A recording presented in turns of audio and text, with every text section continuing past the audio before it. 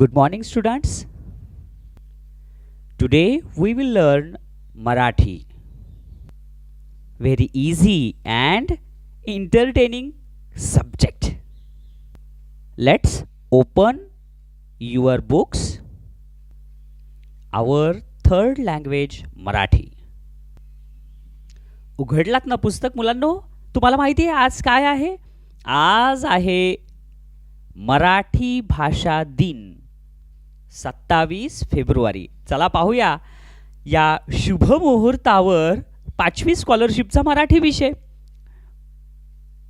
प्रकरण दुसरे, कविता व कवितेवर आधारित प्रश्न. फार सोपा भाग आहे मुलांनो. बघा, लक्षात ठेवण्याजोगा काय भाग आहे? प्रथम कविता पूर्णपणे व काळजीपूर्वक वाचावी लागणार आहे.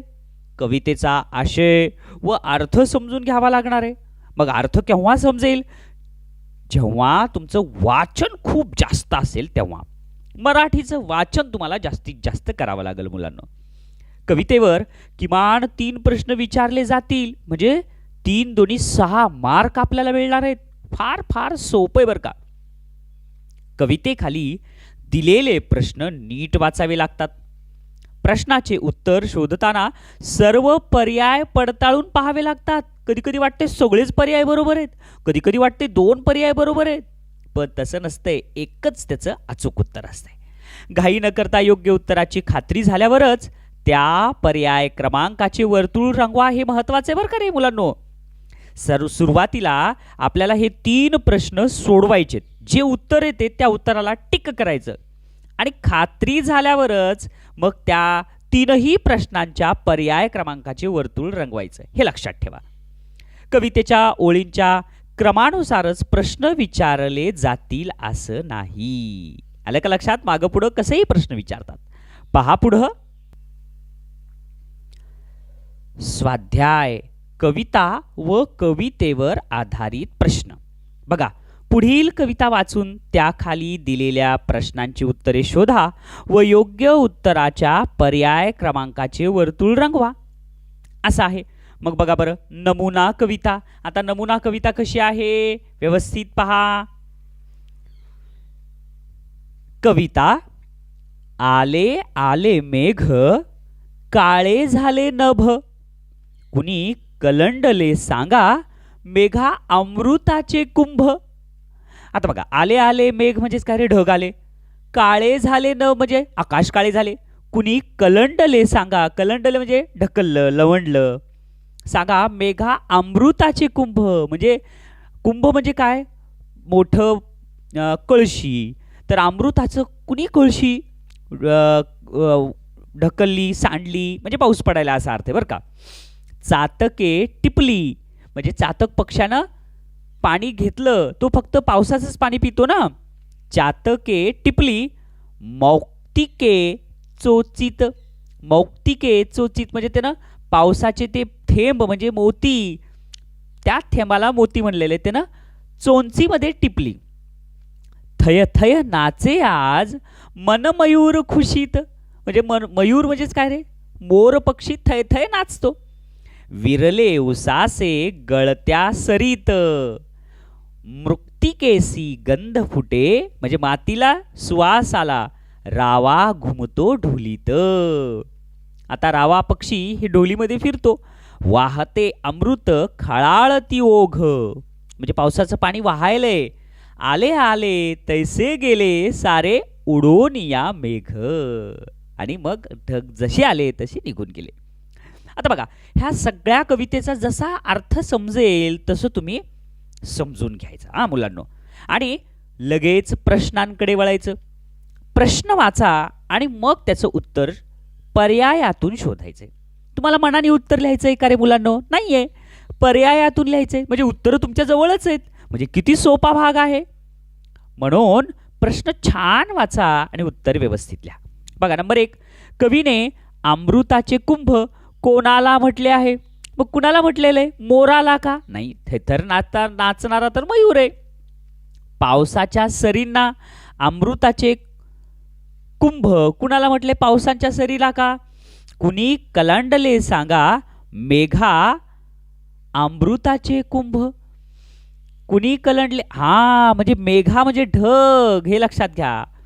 कुणी कलंडले सांगा. मेघा अमृताचे कुंभ, म्हणजे अमृताचे कुंभ कशाला म्हटलेलं आहे, तर पावसाच्या सरींना नाही, तर काळ्या ढगांना. हे लक्षात घ्या मुलांनो. बघा, मेघा अमृताचे कुंभ म्हणजे हे जे होतं ना, मी तुम्हाला सुरुवातीला सांगताना असं म्हणालो की अमृताचे कुंभ म्हणजे पाण्याची कळशी आणि ते खाली साडली, तसं नाहीये. तर कुणी कलंडले सांगा, मेघा अमृताचे कुंभ म्हणजे आले आले मेघ, मेघ यायलेत यायलेत, खूप मेघ यायलेत आणि असं वाटायले ते सगळे वळायलेत खाली, आकाशातून खाली मेघ म्हणजे यायलेत. तर काळे ढग म्हणजेच मेघ, यालाच अमृताचे कुंभ म्हणलंय. म्हणून ह्याचं उत्तर पर्याय नंबर 3. चला पुढचं. दुसरा प्रश्न. या कवितेत पुढीलपैकी कोणत्या पक्षाचा उल्लेख नाही? चातक, चातक पक्षी तर आहे की रे, हे बघा इथं आहे. कोकिळा, कोकिळा तर कुठंच नाही. ठीक आहे, पुढं. मोर, हे बघा मयूर. पोपट म्हणजे रावा, बरोबर आहे, म्हणून कोकिळाचा उल्लेख नाही, म्हणून पर्याय नंबर 2. तिसरा आणि शेवटचा प्रश्न मुलांनो, काय दिले? वरील कवितेत कशाचे वर्णन केलेले आहे? व कशाचे वर्णन केलेले रे? किती सोपं आहे. वर्षा ऋतूचे हो वाटायले त्या. अखेरच्या पावसाचे नाही, अखेरच्या पावसाचे तर नाहीच. पहिल्या पावसाचे, हा हे करेक्ट आहे बघा. अरे विद्यार्थी मित्रांनो, काय म्हणले? आले आले मेघ म्हणजे बऱ्याच दिवसानंतर पाऊस पडायला लागला की मग आले आले मेघ म्हणायलेत, बरोबर आहे. म्हणून ह्याचं उत्तर पहिल्या पावसाचे हे करेक्ट आहे. समजलं मुलांनो? फार सोपा असते बरं का रे कविता. पहा बरं पुढं. बघूया आता सरावासाठीची कविता. सरावासाठीची आलेली कविता पहिली. काय दिले? उठा उठा चिऊताई. हे वाचत वाचतच तुमच्या मनामध्ये जे अर्थ निघतो ना, तो काढा. उठा उठा चिऊताई, सारीकडे उजाडले, डोळे तरी मिटलेले अजूनही. सोनेरी हे दूत आले घरट्याच्या दारापाशी, डोळ्यावर झोप कशी अजूनही. लगबग पाखरेही गात गात गोड गाणे, टिपतात बघा दाणे चोहीकडे. झोपलेल्या आशा तुम्ही आणायचे मग कोणी, बाळासाठी चारा पाणी चिमुकल्या. बाळाचे मी नाव घेता जागी झाली चिऊताई, उठून या दूर जाई भुर भुर. हे बघा, थोडं थोडं समजलं. मग प्रश्न वाचा. कवितेतील वर्णनावरून गोड गाणे कोण गात आहे? मग कोण गोड गाणे गात आहे? चिमण्या? नाही. जागी झाली चिऊताई म्हणलंय. चिऊताई तर उठली. मग पाखरे, हा हे करेक्ट आहे. तर लगबग पाखरे ही गात गात गोड गाणी, म्हणून पहिल्याचं उत्तर पर्याय नंबर 2. ए चला दुसरं. पाखरांची लगबग कशासाठी चालू आहे? मग पाखरांची लगबग कशासाठी चालू आहे? दूर दूर उडून जाण्यासाठी का? नाही. लगबग पाखरे ही गात गात गोड गाणी, टिपतात दाणे बघा, म्हणजे कशासाठी? दाणे टिपण्यासाठी. दूर दूर उडून जाण्यासाठी नाही, लवकर उठण्यासाठी नाही, तर दाणे टिपण्यासाठी. म्हणून दुसऱ्याचं उत्तर पर्याय 3. तिसरं. कवितेत सोनेरी दूत कुणाला म्हटलं आहे? कुणाला म्हटलंय? मग कुणाला म्हटलं असेल रे? सकाळी सकाळी सोनेरी कोण असतंय? तर पाखरांना का? नाही. चिऊताईला का? नाही. कवीने स्वतःला का? नाही. सूर्याच्या किरणांना. म्हणून तिसऱ्याचं उत्तर पर्याय 4. आता बघा मुलांनो, तीनही प्रश्नांचे उत्तर आपण शोधली की याच्या पर्याय क्रमांकाचे वर्तुळ पुन्हा 10 सेकंदात रंगवायचं. समजलं? 3 प्रश्नासाठी आपल्याला 3 मिनिटं वेळ घ्यायचा आहे बरं का मुलांनो. या 3 मिनिटात कविता वाचन, प्रश्नांची उत्तरं शोधणं आणि पर्यायाचे वर्तुळ रंगवणं, एवढं काम आहे. चला आता पाहू पुढची कविता 2. फार सोपी बघा. कविता दुसरी. ते देशासाठी लढलेले अमर हुतात्मे झाले, सोडिले सर्व घरदार त्यागिला मधुर संसार. ज्योतिसम जीवन जगले ते देशासाठी जगले. तो तुरुंग तो उपवास ते साखळ दंड तनूस. कुणी फासावरती चढले ते देशासाठी लढले.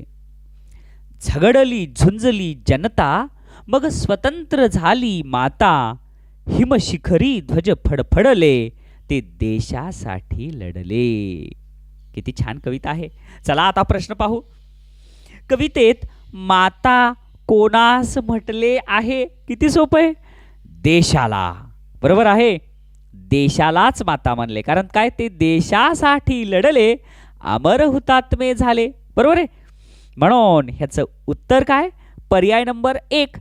आईला नाही, तुरुंगाला नाही, हिमशिखरांना नाही. म्हणून ह्याचं उत्तर पर्याय नंबर 1. कुठं आलंय ते? मग स्वतंत्र झाली माता. ह्याच्यावरून काय, देशाला माता म्हणलं हे सिद्ध झालं. दुसरा प्रश्न. देशभक्तांच्या आयुष्याची तुलना कोणाशी केली आहे? मधुर संसाराशी?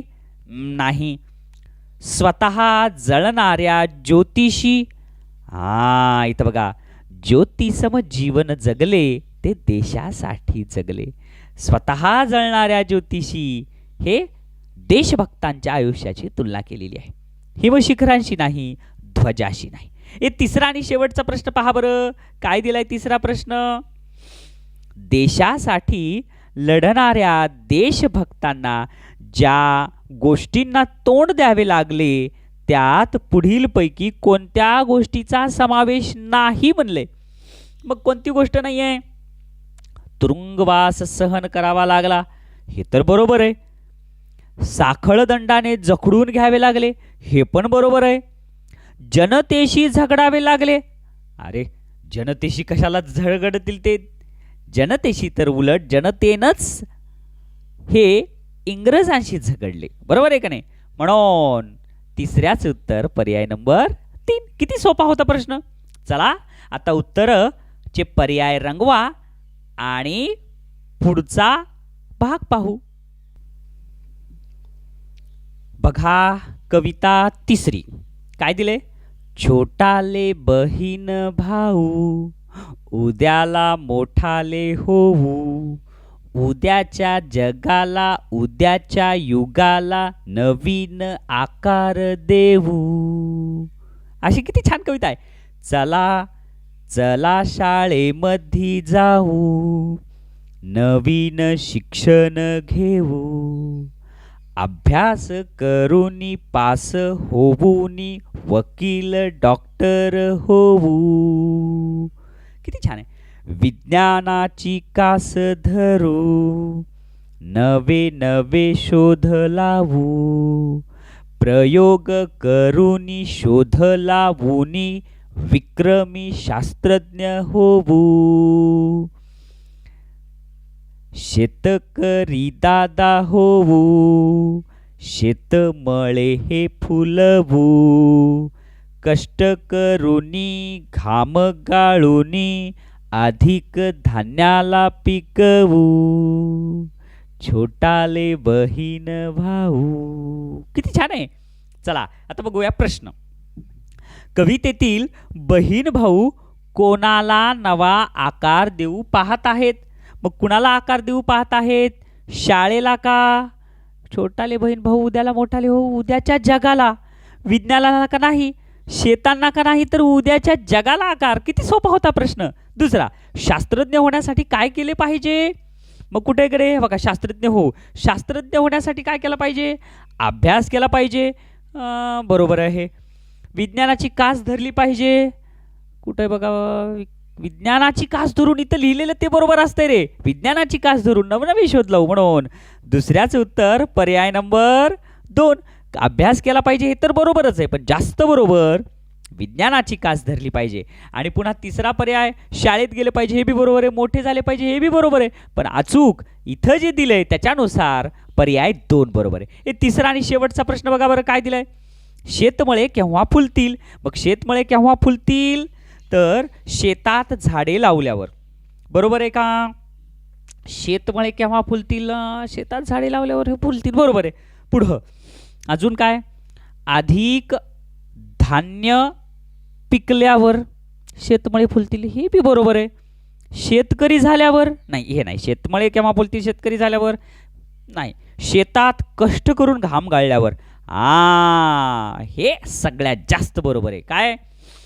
शेतमळे फुलू कधी? कष्ट करूनी, घाम गाळूनी. म्हणून शेतात झाडे लावल्यावर, अधिक धान्य पिकवल्यावर, शेतकरी झाल्यावर, या 3 पर्यायापेक्षा चौथा पर्याय हे करेक्ट आहे. चला आता या पर्यायाचे जे उत्तर आहेत त्याला रंगवा.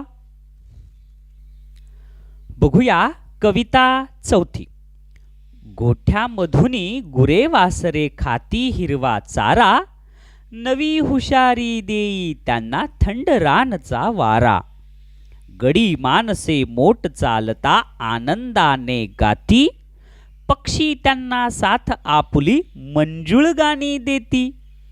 थंडी मधल्या सांज रातच्या गोष्टी झाल्या खाक, आणि बाजूला उरली होती शेकोटीची राख. चला हे प्रश्न पाहू. गुरावासरांना नवी हुशारी कशामुळे वाटत होती? हिरवा चारा खाल्ल्यामुळे का? नवी हुशारी देई त्यांना काय म्हणले बघा? थंड रानचा वारा. हिरवा चारा खाल्ल्यामुळे नाही, गडी माणसांची गाणी ऐकल्यामुळे नाही, तर रानातील थंड वाऱ्यामुळे. म्हणून ह्याचं उत्तर काय बघा? नवी हुशारी देई त्यांना थंड रानचा वारा. म्हणून पहिल्याच उत्तर पर्याय नंबर 3. चला दुसरं काय दिले? दुसरा प्रश्न. मंजुळ गाणी गाऊन पक्षी कोणाला साथ देत होते? कुणाला साथ देत होते? रानच्या थंड वाऱ्यांना.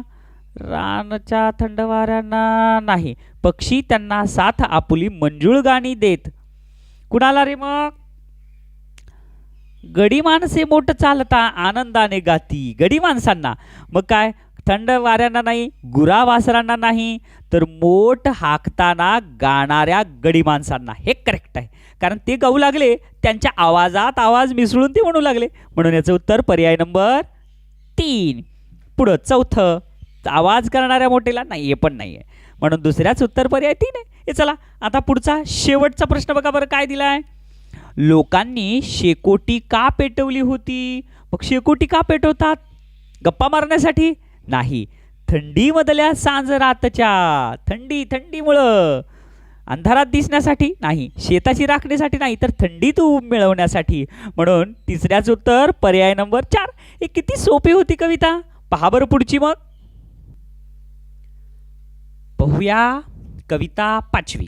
नदीबाई माय माझी डोंगरात घर, लेकरांच्या मायेपोटी येते भूमीवर.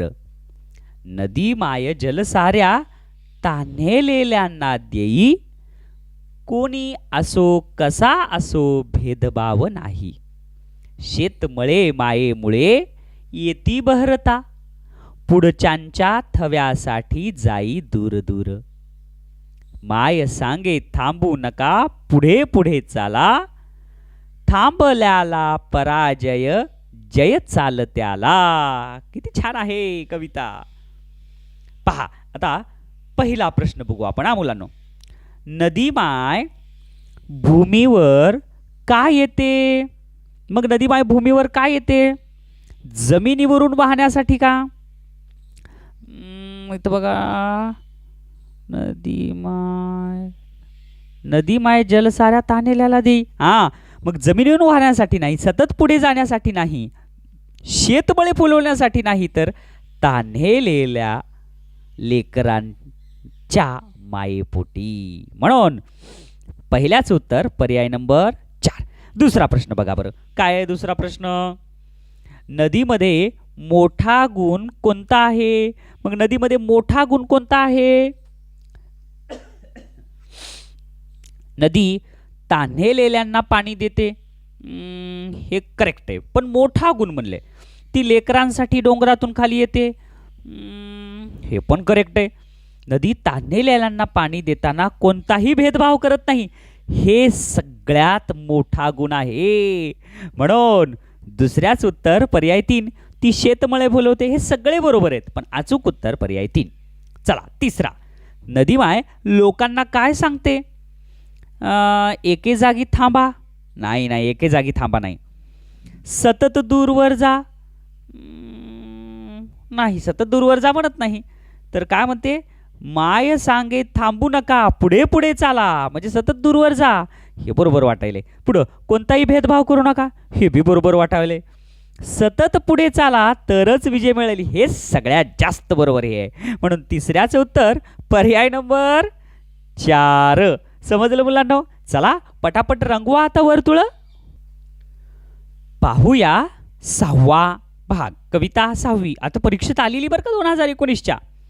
पावसारे थांब कसा, बंद दारे बंद सारे, कोंडून मी राहू कसा, परसात जाऊ कसा, जास्वंदीचे लाल फूल हात त्याला लावू कसा, अंगणात जाऊ कसा, कागदाच्या होड्या छान पाण्यापाशी नेऊ कसा, शाळेमध्ये जाऊ कसा, धडा माझा तोंडपाठ 10 पैकी 10 घेऊ कसा, मैदानात जाऊ कसा, चेंडू फळी कोपऱ्यात मुकाट्याने पाहू कसा, बाबा आले थांब कसा, ठोक देतील रागाने, रडशील ढसा ढसा. बघा मुलांनो, कविता वाचता वाचताच ना तुमच्या आकलन शक्तीमध्ये शब्दाचे अर्थ आपोआप होत असतात. म्हणून शांत चित्ताने वाचा. चला, मुलगा फुलाला स्पर्श करू शकत नाही, कारण आता मुलगा फुलाला, हे बघा, जास्वंदाचे लाल फूल त्याला हात त्याला लावू कसा म्हणले. मग आता का लावू शकत नाही, फूल खूप उंचीवर आहे म्हणून का असू शकल. फुलाभोवती काटे आहेत का, नाही, जास्वंदाच्या फुलाला काटे थोडीच असतात. सतत पाऊस पडत आहे, हे करेक्ट आहे. पावसारे थांब कसा, बंद दारे बंद सारे, मग कोंडून मी राहू कसा, म्हणजे हे घरात बंद आहे म्हणून तो फुलाला हात लावू शकत नाही. म्हणून याचा करेक्ट उत्तर आहे पर्याय नंबर 3. हे चला पुढचा प्रश्न. दुसरा प्रश्न पहा, बाबा कोणाला रडवतील. अरे हा तर प्रश्न किती छान आहे.